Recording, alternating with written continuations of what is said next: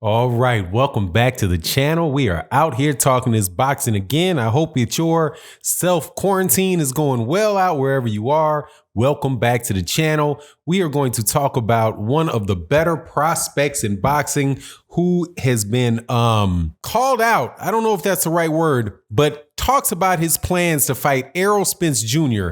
in 2022 in Dallas, Texas, and that is Vergil Ortiz, who is represented by Golden Boy Promotions.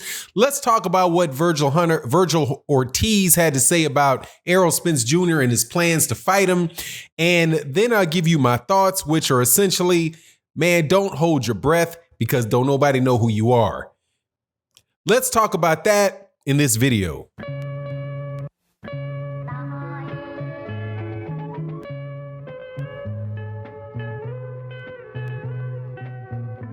All right, welcome back, welcome back. Look, we are all big fans of the sport of boxing. We watch the sport of boxing on a daily basis, whether it is the stuff that goes on outside the ring, the stuff that goes on inside the ring, the things that went on in the past inside the ring or outside the ring. People that are familiar with this channel, that come to this channel on a regular basis, are really true diehard boxing fans. So when I say the name Vergil Ortiz, more than likely, you know who that is. Vergil Ortiz, if you don't though, Vergil Ortiz is a 147-pound fighter out of the state of Texas. I do believe that he's from the Dallas area. He is represented by Oscar De La Hoya's Golden Boy Promotions, and he is currently fighting on DAZN. He is widely considered as one of the top prospects at 147 pounds. Excellent fighter, man. Pressure fighter, long, tall, good power, good jab, goes to the body, orthodox fighter, but he's just a very, very good, talented fighter. Myself, personally, I have him at the number 2 prospect position in the welterweight division behind Jaron Boots Ennis out of the great state of Pennsylvania, the great city of Philadelphia, with that great boxing tradition that they have over there. But Vergil Ortiz, without a doubt, is doing his thing. I think he is the best prospect that they have over there at Golden Boy Promotions. And I would say that even over the more flamboyant and more self-marketed, by the way. I don't think that that's something on Golden Boy. I think that's on Ryan Garcia himself, but he is Vergil Ortiz is, the number 2 prospect over there. Number 1, I think, in talent, but probably number 2 in notoriety and people getting to be familiar with who he is. Now, since he's from Dallas, Texas, and he's a 147 pounder, he grew up and knew Errol Spence Jr., who's from the same area as a youth, I understand, actually used to watch Errol Spence Jr.'s fights. There's pictures of Errol Spence Jr. at a fight of his with his hand around his shoulder. There's clearly a big age difference. Errol Spence Jr. is a grown man in the picture. Vergil Ortiz looks like, he might be 11, 12 years old, something like that. I think right now Vergil Ortiz is around 21 and Errol Spence Jr. is around the age of 30. So there's about a 9-year difference between the two of them. But because they're from the same area, they also have that dynamic that, people make a big deal about ever since Floyd Mayweather Jr. made all that money, which is the Black American fighter versus the Mexican fighter. Vergil Ortiz says that he wants to fight Errol Spence Jr. in Dallas by the year 2022. Now, since it is 2020, in the beginning of 2020, that's probable. Not probable. That's very, very possible that they could both be in the same weight class at that time. 2 years from now, Errol Spence Jr. should be around 31, 32 years old. So provided everything was okay and kosher with that accident, he should still be fighting. More than likely, it won't be at 147 pounds. More than likely by 2022, he'll either be at 154 pounds, or he might have already made his way to 160 pounds. Vergil Ortiz, though, I don't think that makes too much of a difference for Vergil Ortiz, because Vergil Ortiz is probably going to wind up somewhere around 160 pounds as well. At a young age, he's at 147. He's at 147 pounds. I think he actually had a fight at 154. Somebody can correct me if I'm wrong, but that fight between those two, that would be an excellent, excellent fight. I couldn't tell you how it would turn out at this point in time because, Errol Spence Jr., that's 2 years from now. Errol Spence Jr., he's probably the fighter that he probably is the fighter that he'll be 2 years from now. I don't know what Vergil Ortiz will be from 2 years from now. As of right now, Vergil Ortiz isn't ready for him, and it's no guarantee that he's going to continue to progress and get to the point where he is ready for Errol Spence Jr. But, it looks like it's headed the direction where he can be. But there's a couple problems with this, though.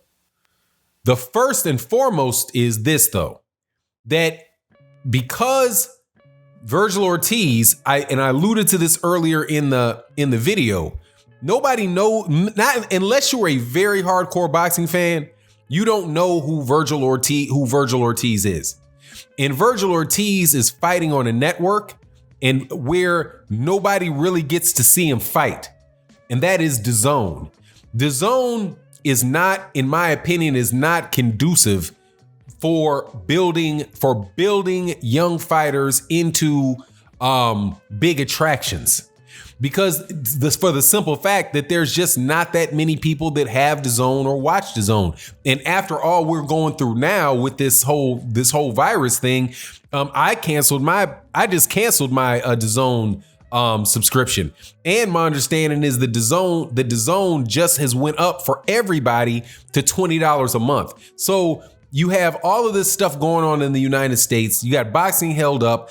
There's like 6 million people that don't have, almost 7 million people that don't have jobs in the United States or filed for unemployment recently. So a lot of the boxing fans that had the discretionary income to support a standalone app like DAZN, man, that stuff might very, very well be gone. And they're definitely going to cut off a lot of their subscriptions from now to whenever boxing comes back. And then DAZN is going to have a whole nother launch and get those people back. I don't know if that's going to work out, man. I just don't think that that is an environment for a guy like Vergil Ortiz, where he's going to get the notoriety and get the name recognition and have the boxing fans, both hardcore fans and casual fans, see him fight enough to really get behind him. And that's not the situation with Errol Spence Jr., whose last couple fights have been on Fox. And Fox is free television. They're replaying those fights. So like DAZN, the fact that Golden Boy went to DAZN and Vergil Ortiz is signed with DAZN, it's not a good look if what you're looking at is Errol Spence fighting somebody that is this terrific up and coming star with a lot of momentum behind him and a lot of fan support and fans clamoring for fights with him to happen. More than likely, dude, that's not going to happen unless Vergil Ortiz makes a switch up out of, or Matchroom makes a switch up out of DAZN, or not Matchroom, excuse me. Golden Boy makes a switch up out of DAZN. Now, so that's the one problem that he has.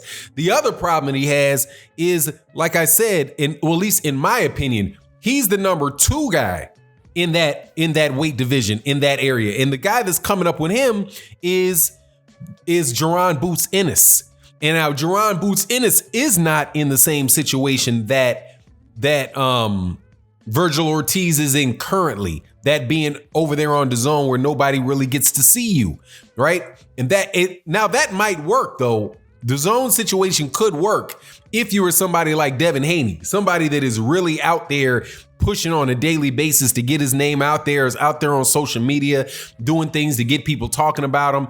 And even that's going to be a hard push for Devin Haney, but he's got the personality and the ambition to get out there and do all this talking and do all that calling out. From what I can see of Vergil Ortiz, he seems to be more of a laid back, quiet type of guy. And I just don't know if he's going to be able to do that. But Jaron Ennis is not in that situation because he's not signed to I know that he's with that he's with, maybe is it Cameron Duncan, I think might be his quote unquote promoter, but he's fighting on those Showtime cards. I suspect that what is going to happen with Jaron Ennis is eventually going to be fighting on full-fledged PBC cards on Fox, Showtime and Fox, because he's really is that type of dude. I think the fight that Vergil Ortiz is aimed at really is the Jaron Ennis fight, and not necessarily the Errol Spence Jr. fight. I could see Errol Spence probably,